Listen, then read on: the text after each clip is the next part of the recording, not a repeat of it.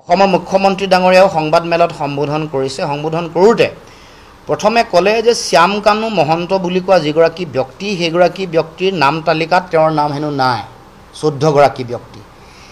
তাৰ পাছত এটা গোচৰ আহিল, গোচৰটোত 4 গৰাকী মানুহৰ নাম তাত সন্নিৱিষ্ট হৈছে, শ্যাম কানু মহন্ত, সঞ্জীৱ নাৰায়ণ, সিদ্ধাৰ্থ শৰ্মা আৰু শেখৰ গোস্বামী।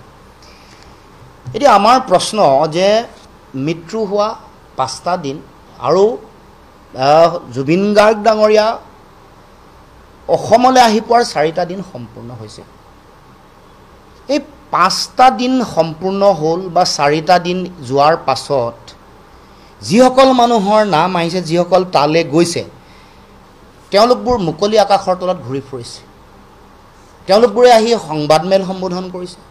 তেওঁলোকে বিভিন্ন সাংবাদিক বন্ধুসকলক তেওঁলোকে ইণ্টাৰভিউ দিছে, কথা বতৰা কৈছে। এই গোটেই কথা বতৰাবোৰ আত্মপক্ষ সমৰ্থন কৰিবৰ কাৰণে তেওঁলোকক সুযোগ দিয়া হোৱা নাইনে? সাধাৰণতে এটা গোচৰ যেতিয়া দিয়া হয়, গোচৰটো ৰুজু হোৱাৰ লগে লগে যাৰ নাম সন্নিৱিষ্ট হয় তেওঁলোকক বিচাৰিব লাগে, তেওঁলোকক কৰায়ত্ব কৰিব লাগে, তেওঁলোকৰ সাক্ষ্য ল'ব লাগে, তেওঁলোকক বিভিন্ন ধৰণৰ মানে ইনভেষ্টিগেশ্যন বা এনকুৱাৰী কৰিবৰ কাৰণে চৰকাৰৰ ফালৰ ব্যৱস্থা গ্ৰহণ কৰিব লাগে। যেতিয়াই তেওঁলোকৰ নাম আহে, তেওঁলোকক যদি বিচাৰি পোৱা নাই তেতিয়াহ'লে ঘৰলৈ এখন নটিচ পঠাব লাগে, পত্ৰিক নটিচখন দিব লাগে। আমি দেখিছোঁ যে দিল্লীত সিদ্ধাৰ্থ শৰ্মা নামৰ ব্যক্তিগৰাকী অহা বুলি মুখ্যমন্ত্ৰীয়ে নিজেই কৈছে, লগ পোৱা বুলি কৈছে, কৰায়ত্ব কিন্তু নকৰিলে। অসমৰ আকাশত যিসকল মানুহ তালৈ গৈছিলে, বহুতৰ নাম গোচৰত নাই, সেইসকলকো মাতি আনি মতাৰ দায়িত্ব হয়নে নহয়? সেইসকলকো মাতি আনিব লাগিব। যাৰ নাম সন্নিৱিষ্ট হৈছে তেওঁলোকেও আজি সংবাদমেলত তেওঁলোকৰ কথা কৈ আছে, যোৱা 3 দিন ধৰি নিৰৱচ্ছিন্নভাৱে কৈ আছে। আজিও কোনোবাই সংবাদমেল দিবলৈ ওলাইছে। এইটো কেনেকুৱা ধৰণৰ কথা?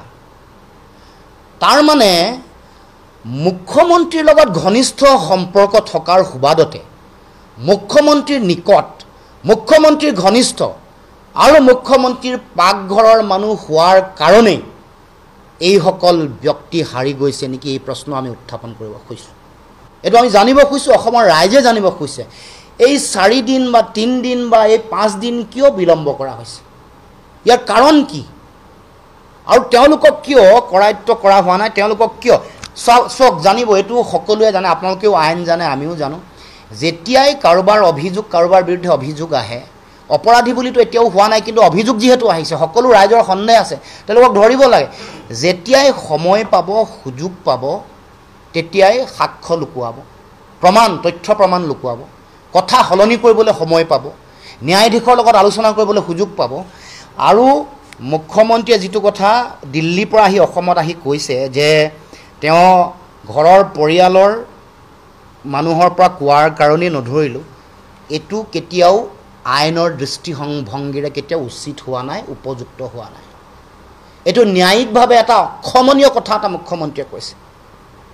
গতিকে আমি ক'ব খোজোঁ যে যাৰ বিৰুদ্ধে আঙুলি উঠিছে, যাক সন্দেহ কৰা হৈছে, যাৰ বিৰুদ্ধে গোচৰ আছে, তেওঁলোকক কৰায়ত্ব কৰিব লাগে আৰু তেওঁলোকক কৰায়ত্ব কৰি তেওঁলোকৰ বিৰুদ্ধে বিচাৰ হ'ব লাগে আৰু কঠোৰৰ পৰা কঠোৰ শাস্তি ব্যৱস্থা গ্ৰহণ কৰিব লাগে।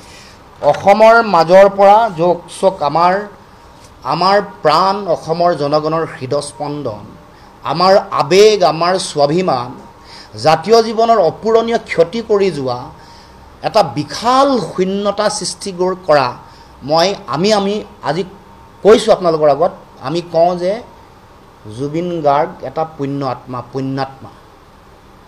গতিকে এই পুণ্যাত্মাগৰাকী মহাপ্ৰয়াণৰ পাছত জনগণৰ যিটো স্বাভাৱিক যিটো আহ্বান, যিটো দাবী, এইটো মুখ্যমন্ত্ৰীয়ে কিয় কথাটো গুৰুত্ব দিয়া নাই? এইটো কিয় তাৎক্ষণিকভাৱে কাৰ্য ব্যৱস্থা ৰূপায়ণ কৰা নাই? আমি আজি পুনৰ কৈছোঁ, এইটো পুণ্যাত্মা, এইটো সুপ্ৰিম চ'ল, জুবিন গাৰ্গ সুপ্ৰিম চ'ল, পুণ্যাত্মা। গতিকে ইয়াক লৈ মই আহ্বান জনাইছোঁ যাতে কোনো কাৰণতে হিনদেৰি নকৰে, কোনো কাৰণতে ডিলে নকৰে, কোনো কাৰণতে নিজৰ ব্যক্তিগত সম্পৰ্ক, ঘনিষ্ঠতা, আত্মীয়তা, পাকঘৰৰ মানুহ, এইবোৰৰ দোহাইত যাতে তেওঁলোকে হাৰি যাব নোৱাৰে, তাৰ কাৰণে কিন্তু শক্তিশালী ব্যৱস্থা গ্ৰহণ কৰিব লাগিব। এইটো আমি দাবী উত্থাপন কৰিব খুজিছোঁ। এতিয়া বিভিন্ন মানুহ ইয়াত অসমত মানে অমৃতপ্ৰভা মহন্ত গৈছে, সন্দীপন শৰ্মা গৈছে, এইসকলক মাতি আনি তেওঁলোকক সোধপোছ কৰাৰ দায়িত্ব অসম চৰকাৰ নাই নেকি? গৃহ বিভাগৰ নাই নেকি? মই সেইকাৰণে আজি CBIৰ তদন্ত দাবী কৰিছোঁ উচ্চতম ন্যায়ালয়ৰ তদাৰকত, তেওঁলোকৰ মনিটৰিঙত হ'ব লাগে। আৰু CBI হ'লে গোটেই কথাটো এখন বহিৰাষ্ট্ৰত হোৱা গোটেই কথা বতৰাব। আৰু যদি এই সুযোগটো আছে, তাতো এটা গোচৰ ৰুজু হৈছে, ছিংগাপুৰতো এটা গোচৰ ৰুজু হৈছে। সেই গোচৰটোতো ভাৰত চৰকাৰে দেশৰ প্ৰধানমন্ত্ৰী, দেশৰ গৃহমন্ত্ৰী, দেশৰ বহিঃপৰিক্ৰমা মন্ত্ৰী, এগৰাকী ৰাজ্যিক মন্ত্ৰী অসমৰে আছে, তেওঁলোকেও ছিংগাপুৰ চৰকাৰৰ লগত কথা পাতিব লাগে। তেওঁলোকৰ লগত কথা পাতি তাত ঘটনাটো যিহেতু হৈছে, প্লেচ অফ অকাৰেঞ্চ বুলি যিটো কয়, য'ত ঘটনাটো ঘটিছে, যিখন সাগৰত হৈছে, যিটো দ্বীপৰ কাষত হৈছে, যিখন য়ৰ্টত তেওঁলোক উঠি গৈছিলে, যোনে য়ৰ্টখন বুক কৰিছিলে, বুক কৰি যোনে টকা দিছে, যোনে লগত লৈ গৈছে, যোনে লগত খাইছে, যোনে লগত তেওঁলোকক সাঁতুৰিবলৈ তেওঁক কৰিছে, সকলো মানুহ ইয়াত তদন্তৰ আওতালৈ আহিব লাগিব। কোনো এগৰাকী বাচি যাব নোৱাৰে, এইটো স্পষ্ট কথা। অসমীয়া মানুহৰ, অসমীয়া জাতীয় জীৱনৰ আৱেগ জুবিন গাৰ্গ ডাঙৰীয়াৰ এই মহাপ্ৰয়াণক লৈ কোনেও লৰা ধেমালি কৰিব নোৱাৰিব আৰু কৰিবলৈ দিয়া নহ'ব, স্পষ্ট কথা।